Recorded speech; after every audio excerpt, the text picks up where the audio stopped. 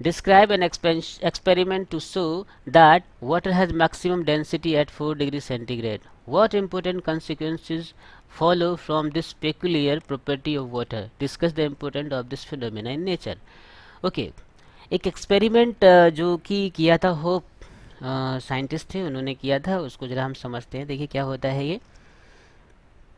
तो आपको एक एक्सपेरिमेंट के थ्रू दिखाना है कि 0 से 4 डिग्री सेंटीग्रेड तक आखिर वाटर कैसे कॉन्ट्रैक्ट होता है। ठीक है, देखिए हमने क्या किया, यहाँ पर एक मेटालिक सिलेंडर लिया। ये एक मेटालिक सिलेंडर है और इसमें हमने वाटर लिया, जरा समझेंगे ठीक से। ये हमारे पास एक मेटालिक सिलेंडर है और इस मेटालिक सिलेंडर को हमने लिया और बीच में हमने एक ट्रफ यूज़ किया। ये भी एक सिलेंड्रिकल पॉट होता है, यूटेंसिल होता है, बर्तन होता है। ये भी सिलेंड्रिकल होता है। इस सिलेंड्रिकल में हम क्या करते हैं, फ्रीजिंग मिक्सचर डालते हैं। फ्रीजिंग मिक्सचर में कौन कौन होता है, आपका NaCl यानी सोडियम क्लोराइड और आइस होती है।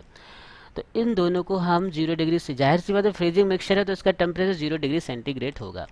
और हम दो थर्मामीटर का यूज़ करते हैं। First thermometer is T1 and second thermometer is T2। Okay, तो दैट इज़ कॉल्ड थर्मामीटर 1 और थर्मामीटर 2। तो इसका जो टेम्परेचर है वो T1 है और ये T2 है।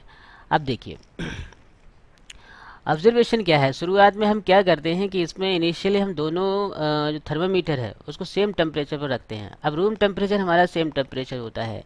अब हमने सपोज करो इनिशियली शुरुआत में हमने क्या किया, स्टार्ट बिगिनिंग में हमने इसका 12 डिग्री सेंटीग्रेड टेम्परेचर और इसका भी 12 डिग्री सेंटीग्रेड टेम्परेचर, ठीक है, रखा।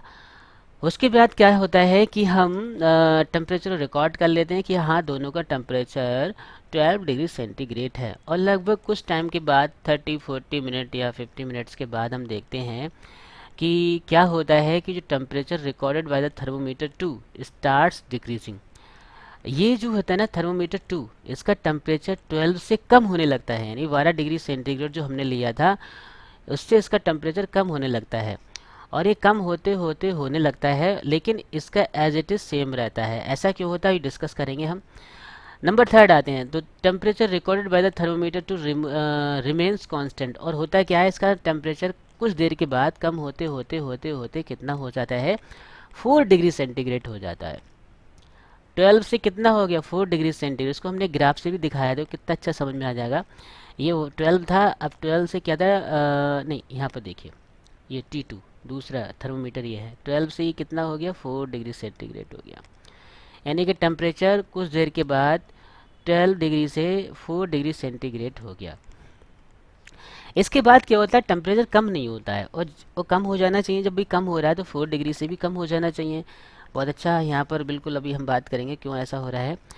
आगे जरा बढ़ते हैं।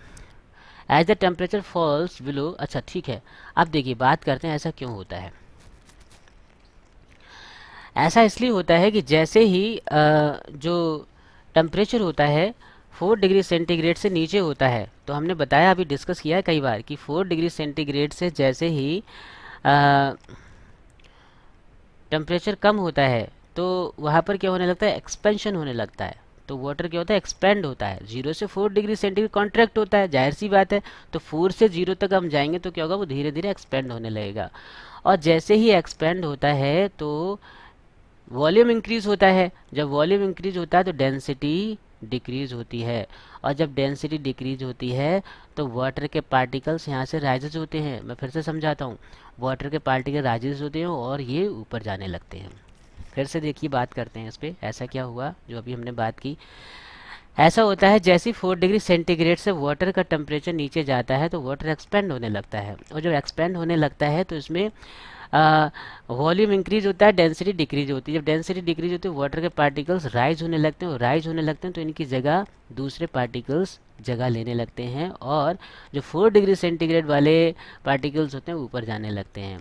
और जो इसका 12 डिग्री सेंटीग्रेड टेम्परेचर था तो ये टेम्परेचर का जो वाटर है वो नीचे आने लगते हैं पार्टिकल्स, और ये प्रोसेस चलता रहता है। जैसे ही 4 डिग्री सेंटीग्रेड टेम्परेचर होता है वाटर एक्सपेंड होने लगता है और पार्टिकल्स ऊपर जाने लगते हैं।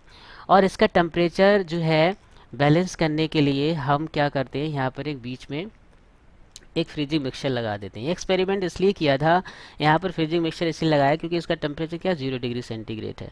ठीक है, ये टेम्परेचर क्या करता है, इसकी वजह से ही तो थर्मोमीटर T2 का टेम्परेचर 12 से 4 डिग्री सेंटीग्रेड हुआ। अगर ये नहीं होता तो एक्सपेरिमेंट सफल नहीं हो पाता। क्यों? क्योंकि इसको कम करने के लिए ये हमने यूज़ किया। हमने ये देखा कि आखिर 4 डिग्री सेंटीग्रेड से कांस्टेंट क्यों बना रहता है, स्टडी क्यों रहता है वाटर, और इसके बाद ये 4 डिग्री सेंटीग्रेड से टेम्परेचर नीचे क्यों नहीं जाता है। जैसे ही 4 डिग्री सेंटीग्रेड से नीचे जाता है वाटर एक्सपेंड होता है और वाटर के पार्टिकल राइज होने लगते हैं। फिर ये फिनोमेना इस तरह से चलती रहती है, ऊपर के पार्टिकल नीचे आते हैं और होते होते धीरे धीरे, हाँ ये क्या होता है, ये जो पार्टिकल जब यहाँ इसके टच में आते हैं तो ये 0 डिग्री सेंटीग्रेड हो जाते हैं। जो थर्मोमीटर T2 है, T1 है, इसके जो पार्टिकल्स हैं यानी थर्मोमीटर T1 का टेम्परेचर 0 डिग्री सेंटीग्रेड क्यों हो जाता है? क्योंकि ये पार्टिकल्स के टच में आते रहते हैं और यहाँ से हीट जाती है, यानी कि हाई टेम्परेचर 12 डिग्री सेंटीग्रेड का जो टेम्परेचर का वाटर है वो इससे कूल होते होते 0 डिग्री सेंटीग्रेड पे पहुंच जाता है। लेकिन यहाँ पर ऐसा नहीं होता। क्यों? क्योंकि यहाँ पर अनोमलस एक्सपेंशन होता है, इसलिए नहीं होता। आई थिंक आपको समझ में आ गया होगा। लास्ट पॉइंट जरा इसका पढ़ते हैं। देखो, as the temperature falls 4 degree centigrade, water in the region expands instead of contracting, density decreases and this water rises towards the surface. Okay, the expansion of water when cooled from 4 degree to 0 degree centigrade, that is called anomalous expansion. Okay, so this is the explanation of Hope's experiment. फिर भी अगर कोई query है तो आप पूछ सकते हो, कमेंट करके उसका आंसर दिया जाएगा।